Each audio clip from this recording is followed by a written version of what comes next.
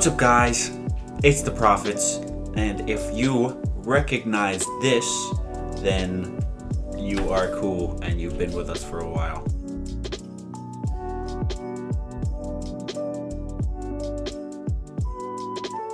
Sorry guys, I'm a little bit sick. Kind of annoyed, not gonna lie to you. I've been training a lot and doing a lot, so I'm a little bit sick right now, changing of the seasons, allergies and all that. I'm kidding. If there's a way to murder a train, if there is a physical way to murder a train, shut up. I've been living alone for about a year now, and I am straight up losing my mind. I don't really talk to anybody besides when I go to the gym and when I go to work. I am really losing my mind. I don't know if living alone is for me, but I also love it at the same time. It's very strange. Today, we are going to be doing a tutorial on how to vanish a playing card in 3 different ways. You can kind of find these tutorials everywhere. I just thought it'd be nice to have them in one video, so you don't have to like scour the internet for them. You can just come here, learn them all in the same video. I thought that'd be nice to have. Here is the tutorial on how to vanish a playing card in 3 different ways. Let's get started. All right, here we go. I'm going to be using an anyone deck of cards because, here is the first disappearance. It is called a back palm. Boom, and it looks just like that. Let's get a good focus actually here. Okay, so yes, it looks just like that. It's not going up your sleeve or anything, right? But it looks pretty good, and you can bring it out with 2 fingers if you want. Like you can, boom, like that. It looks a little bit better. So what's happening behind the scenes, right? So you're holding the card, and then boom. That's why it's called a back palm, right? Just like that. So how you're gonna start is, this is how I always teach people. So make a Spider-Man, right? Everyone knows how to do like the Spider-Man hands, right? Okay, make Spider-Man hand. Now get 1 card and put that card, let me fix the focus here. Put that card right in the middle of your Spider-Man, just like that, okay? Just so you're holding it like this, right? Now you're gonna bend the edges so that you're holding it like that with your fingers. Now, you're literally just going to straighten out your hand, just like that. So at first you can start like this and then do it and bring it back, right? Eventually, you're gonna get good enough at it so that you can hold it regular and then go into it super fast, like that. Okay, so again, make your Spider-Man.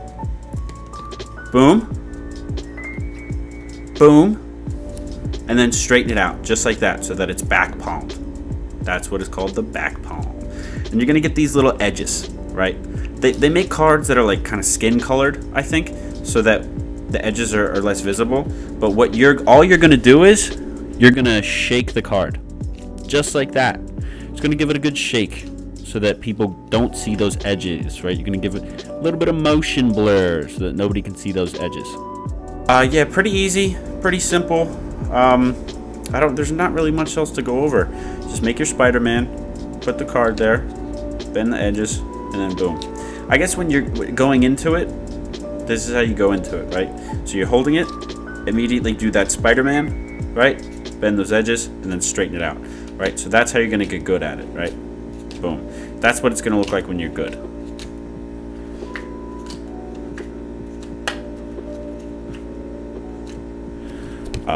Pretty simple though. But yeah, like I said, you can just start out like this and then straightening out and then bringing it back. Also methods on doing multiple cards at the same time and then bringing them back. I won't be showing you that right now. That's definitely more complicated. Let me know if you want to learn that in the future. That's definitely something that I really, really love. That's one of my favorite things to do, honestly. As like starting out, that was always the thing. I was like, oh, if I could just learn that, I'll be happy, So let me know if you want to learn that in a future video. But here we go into the next trick. This, boom, and then you can bring it back. There's a couple different ways that you can do it. You know, there's a bunch of different performances that you can have with it, like little subtleties, you know, like that. Yeah, so boom, really not that hard. Yeah, like little subtleties. Dropped it, all good. So behind the scenes, right? Here's what it looks like, right? Ready? So this is kind of the way I do it is kind of silly and not really the way that everyone else does it most of the time. But yeah, here we go. Ready? Whoa, just like that. Boom. Into actually doing the move, right? So that's the palm, right? It's called a Tenkai palm. So from here you can't see it, and kind of it is like an angle sensitive thing. So the angle is anytime the back of my hand is facing you won't be able to see the card, right? So, and there's a couple different performances of it. Like there's a couple different ways of doing it. Personally, I like to like hold it like this and then flick it back, but a lot of people like this method because I don't know, I guess it's the most natural looking one. I guess that kind of makes sense. The most natural way, you're going to be holding it with kind of these 3 fingers on the very corner, like so. Let's let that focus, yeah. So you're going to be holding it like that, just like that, okay? And then you're going to be coming in with your other hand like you're going to grab it, which is really not how you grab a card. I don't know how you get away with this, but you do, it works. So you can go up or down. I like to go up most of the time. A lot of people like to go down though, but I like to come up. So then as you go up or down, whatever, as you grab it, you're going to be putting it into this palm. So the way that you put it into the palm is like so. Sorry.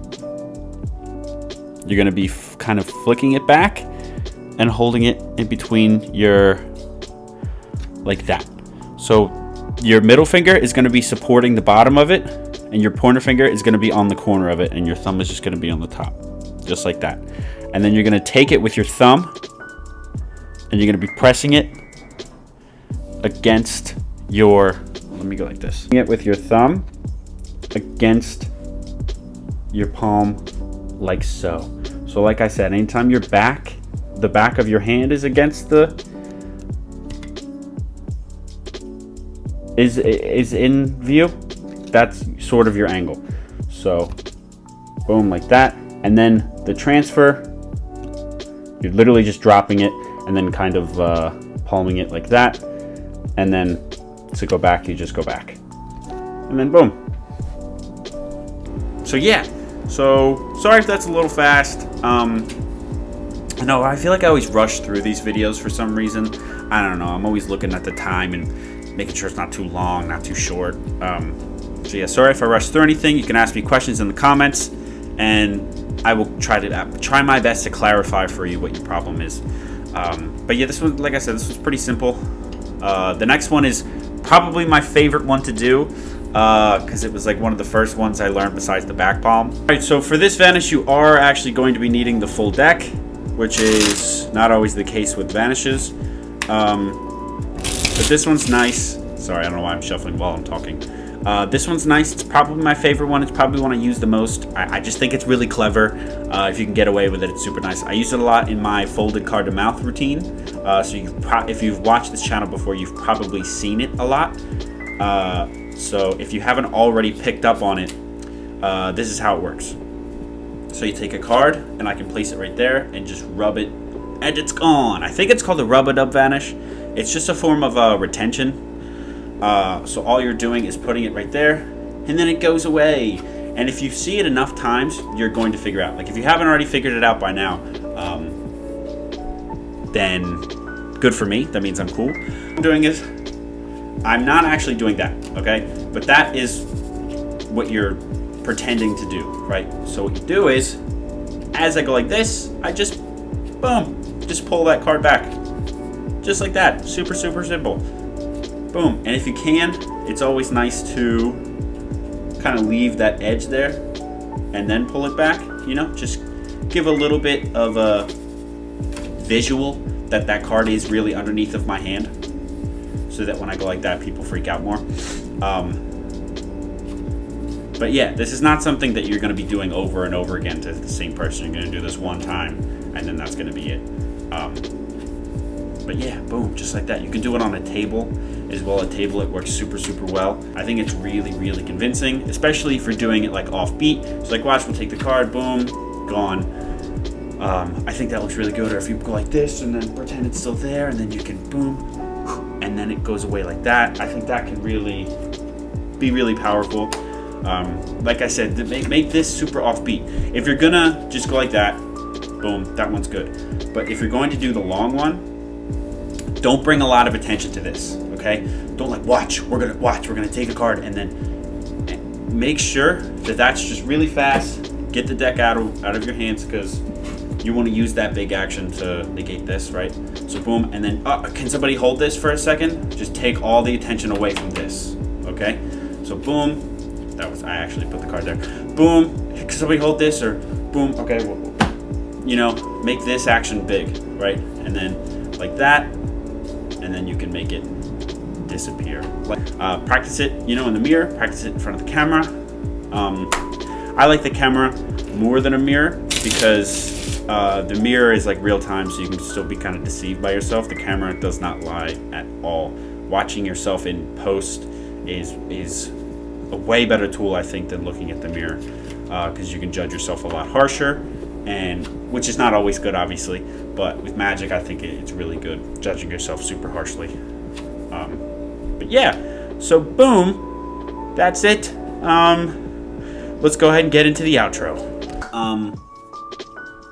I do apologize if there was just a humming sound in the last clip or two, because my refrigerator makes a really loud noise every once in a while, and I don't really notice it anymore because I've been living here so long. So if it was making a noise, I do apologize. I'll do my best to edit it out. If I can't, I'm sorry. Those are my favorite Vanishes. Yeah, they're really good. They're impromptu. You can do them anywhere, anytime, as long as you have good angles, and can do them properly. I probably use the rub-a-dub and the back palm the most. The Tenkai is probably something that I do for social media, straight to the camera. Not really something I do in person. Tenkai palms can also be used for color changes. I guess technically same with the back palm. Not really going to be doing that. Sorry if this video is not structured very well. I just decided today that I was going to make a video. Also, I changed my setup. I moved everything from my bedroom into my living room, and made my living room my bedroom, and I made my old bedroom my workout room. Yes, I moved my mats and all my weights and my yoga ball, my punching bags into that room. So that is the get after it room, and this is the magic and filming room now. Thank you guys so much for watching. Please go ahead and drop a like, comment what you want to see next, tell Tyler you want to see him in a new video, subscribe if you are new, and I will see you in the next video.